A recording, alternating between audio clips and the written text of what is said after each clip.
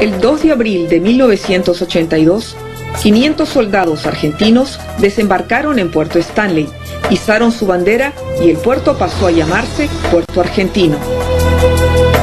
En medio de una amenaza de guerra, el presidente del Perú, Fernando Belaúnde Terry, se hizo cargo de las negociaciones de paz entre Argentina y Gran Bretaña. Creo yo que es imposible que Argentina firme lo que ha escrito la Gran Bretaña o que la Gran Bretaña suscriba lo que ha redactado Argentina. Si esto fuera a continuar sobre esta base, podríamos pasarnos un año discutiendo. El gobierno peruano reitera su pedido de tregua y considera que cualquier acto bélico en el Atlántico Sur constituiría un crimen de lesa humanidad. La Organización de las Naciones Unidas también se esforzó por detener el arribo de la Fuerza Naval Inglesa. El presidente argentino, el general Galtieri, habló varias veces con el peruano Javier Pérez de Cuéllar, secretario general de las Naciones Unidas. Pero él era un hombre que estaba, como es natural, obsedido por la iniciativa que había tomado. La palabra paz en ese momento no le importaba mucho. Después de la recuperación de las Islas Malvinas, se produjo a través de la comunidad internacional un embargo, con lo cual nuestro país no pudo recibir más ningún tipo de ayuda militar. Ayuda que los argentinos no dejaron de buscar cuando la primera ministra de Gran Bretaña, Margaret Thatcher, finalmente ordenó el envío de más de 100 buques de guerra.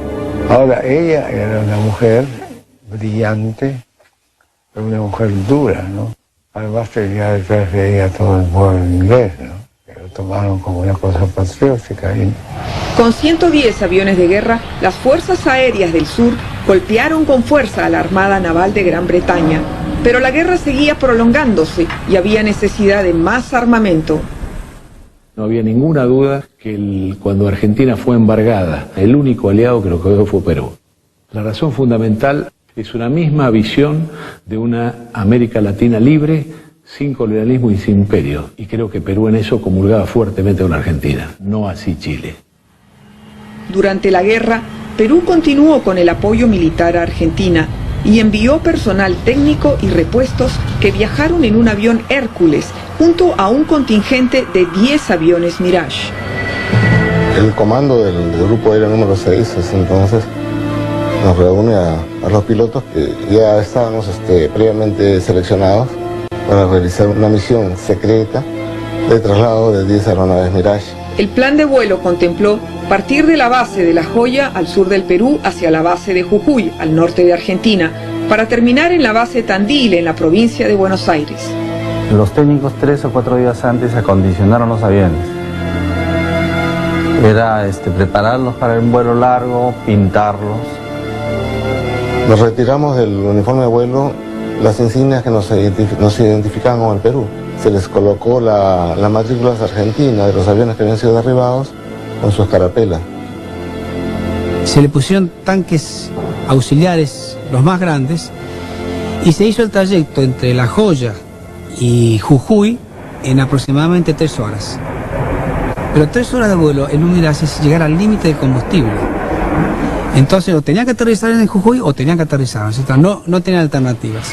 Pues los radares chilenos, ubicados en Antofagasta e Iquique, podrían detectarlos. No pudieron pedir autorización y no podían pedir autorización porque era comprometer a esos países cuando había un embargo internacional. Ese era el riesgo, que si pasaba alguna emergencia no podíamos solicitar un aterrizaje normal. Si la otra parte que está en conflicto con Argentina hubiera sabido que el Perú estaba apoyando, se podría habernos declarado la guerra a nosotros también. Fue una operación extremadamente riesgosa para los bravos pilotos peruanos. Cuando a mí me imponen la misión en Buenos Aires, yo mismo no sabía qué iba a hacer. Y con esto quiero decir el nivel de secreto de la misión. Ahí se dio el impacto inicial de ver escarapelas argentinas en aviones que llegaban de países amigos, ver las matrículas de nuestros aviones derribados, pero surge el tema del combustible. ¿Y cuándo surge? Momento que yéndonos a almorzar con tueros, vienen el equipo de combustible y el mecánico pero dice, no, ese combustible no, usamos otro. Y entonces ahí creíamos que era una discusión del mecánico y no, usaban otro. Resuelto el problema, se solucionó y ya quedó prácticamente listo para volar. Para esta segunda etapa, se pidió que el avión Hércules viajara con el indicativo de un avión comercial peruano, Aeroperú, con dirección al aeropuerto Ezeiza de Buenos Aires. Estaba todo planeado para que el piloto del Hércules iba a decir que iba a tener un problema técnico y que tenía que irse a la alternativa, que no podía aterrizar en Ezeiza. Porque en ese momento yo estaba en la torre de vuelo. Para que ningún controlador de Ezeiza pudiera empezar a preguntarle qué problema tenía, a dónde se iba, solamente tenían que autorizarlos a que se fuera a la alternativa. Ni siquiera tenían que preguntarle cuál era la alternativa. El avión Hércules logró sortear este último obstáculo y finalmente se dirigió a la base Tandil. Cuando grande fue mi sorpresa y veo aparecer los aviones Mirage. Fue una sensación difícil de explicar en pocas palabras. Y el segundo momento de gran emoción fue cuando se levantan las cúpulas y aparecen nuestros queridos hermanos peruanos. Y ahí fue confundirnos en un abrazo que pareció tan largo como tan corto. Fue un momento muy sensible para ellos, también para nosotros, de volver a reencontrarnos, a recordar a unos compañeros que ya no estaban y el compromiso del por qué estábamos ahí, ¿no? Y habíamos ido para apoyarlos en un momento muy difícil para ellos. Eran pilotos que estaban en su traje de vuelo, algunos, pero que tenían las piernas enyesadas, el brazo enyesado, o los ojos muy rojos del impacto del aire al momento de eyectarse. Uno de ellos me vio bajar de su avión, o sea, el número de su avión que había sido derribado, y me abrazó efusivamente y me dijo muchas gracias por devolverme mi aeronave. Cuando estábamos ya todos los pilotos reunidos, ahí fue la segunda sorpresa, porque los oficiales peruanos querían quedarse. Nos partió el alma ver a nuestros compañeros, ¿no? Porque ellos los vieron heridos, ¿no? En ese instante nos ofrecimos como pilotos para apoyarlos.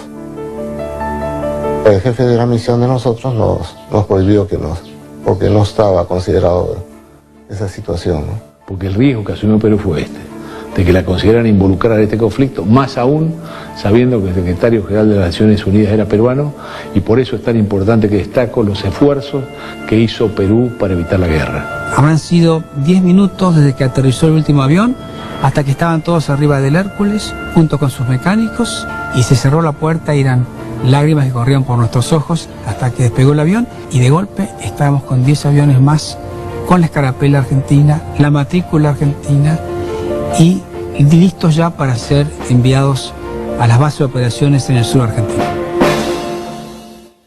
Ahora, yo no sé que a estas alturas ninguna de las dos partes aceptaría un negociador, tal vez Argentina sí, o Inglaterra no. No me voy a olvidar nunca de que a mí me derribaron por información que Chile le pasó a Inglaterra, pero no tengo ninguna duda y algunos murieron en la Argentina. De la misma manera no puedo olvidar que Perú, cuando trajo estos aviones a Jujuy, venía uno con la matrícula que me habían derribado a mí. Estos son los gestos que valen para siempre en la historia de los pueblos. Porque la paz tiene que ir de la mano con la justicia. Y en este caso, paz tiene, pero justicia no.